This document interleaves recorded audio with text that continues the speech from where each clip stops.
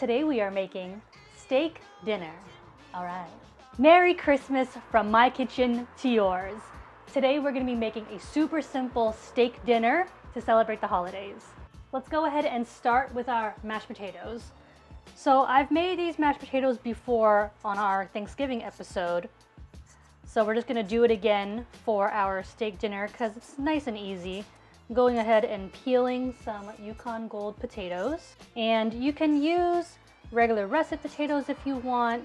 I personally just like the Yukon Gold because I feel like it gives it a little bit creamier texture. And I kind of like, smooth mashed potato. Since it is the holidays, if you want to get a little more crazy and do some like loaded mashed potatoes with cheddar cheese and bacon, like that'd be good as well.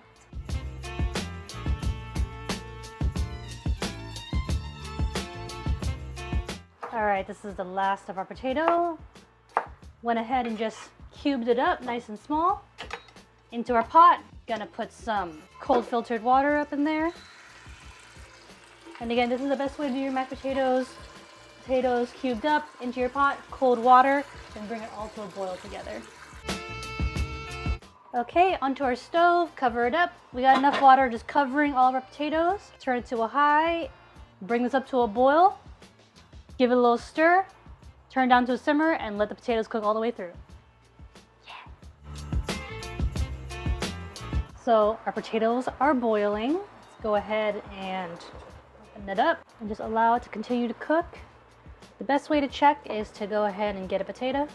And when your fork can go all the way through easily, it's ready to go. So the fork's not going in, we still got a few minutes.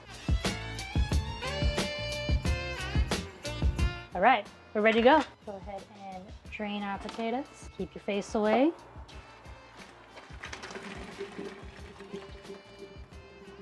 I like to drain my potatoes and then put them right back into the same pot. Bring it back over onto our stove. Get it onto a low heat. Putting on the low heat is gonna help get all that extra water and moisture out of our potatoes so it's not so watery. And now we're ready to turn these potatoes into mashed potatoes. So we're gonna add some unsalted butter, a good splash of half and half. My favorite thing in mashed potatoes, some sour cream.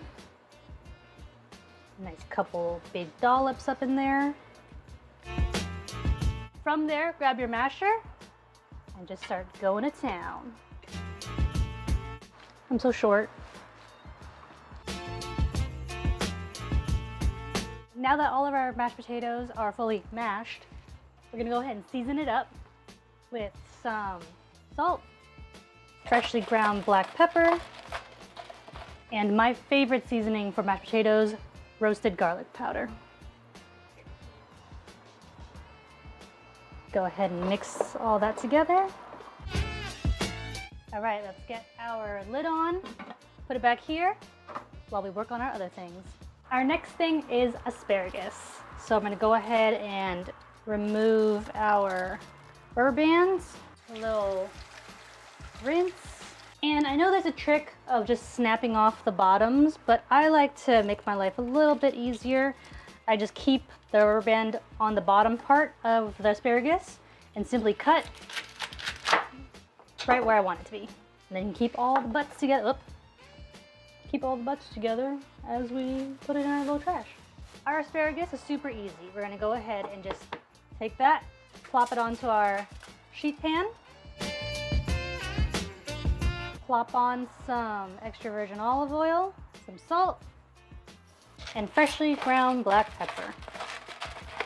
Go ahead and toss that up. And we're gonna roast these asparagus in a 400-degree oven for just about 8 minutes.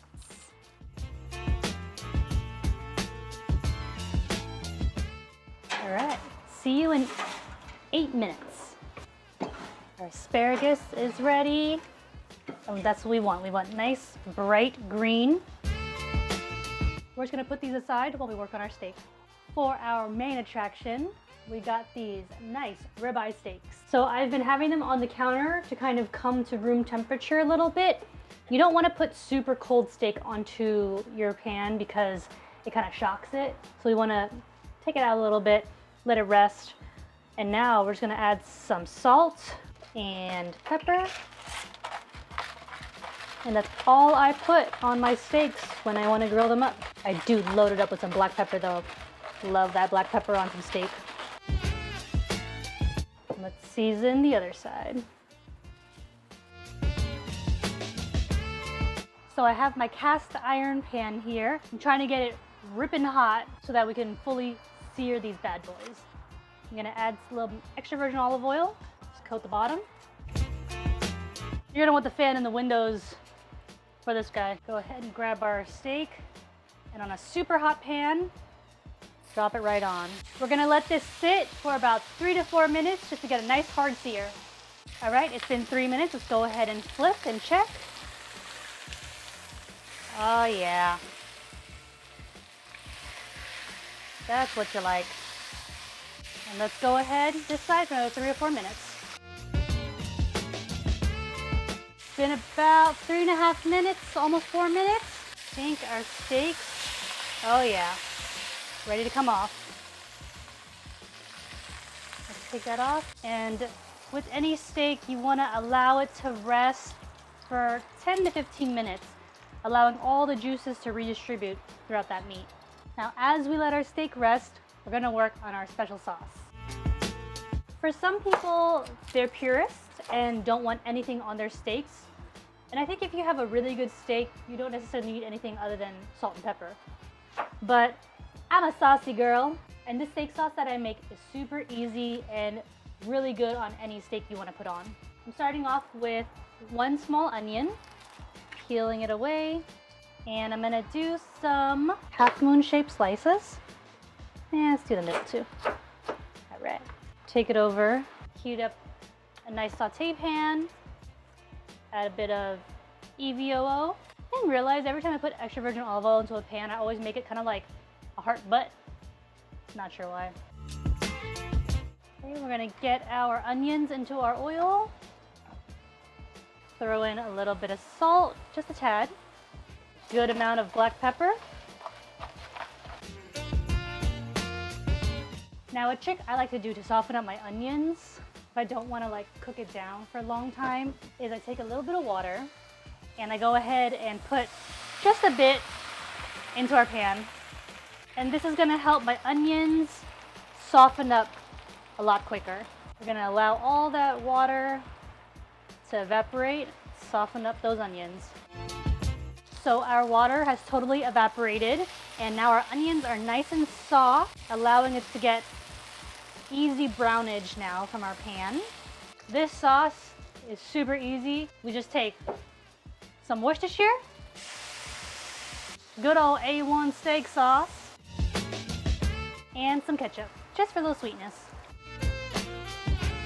All right, our onions and sauce has been simmering for a couple minutes just to get nice and thick. Go ahead and kill the heat, place it in a little dish. And I like to put this separate from the steak itself, so that way people can choose whether or not they want to add the onions and the sauce if they want to. All right, let's slice up our meat and plate up.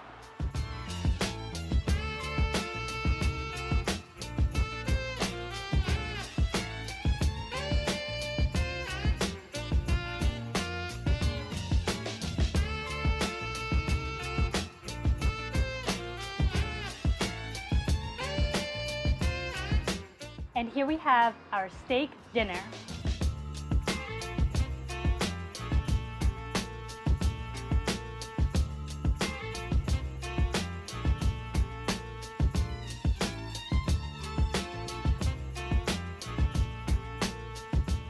Merry Christmas and thanks for joining us.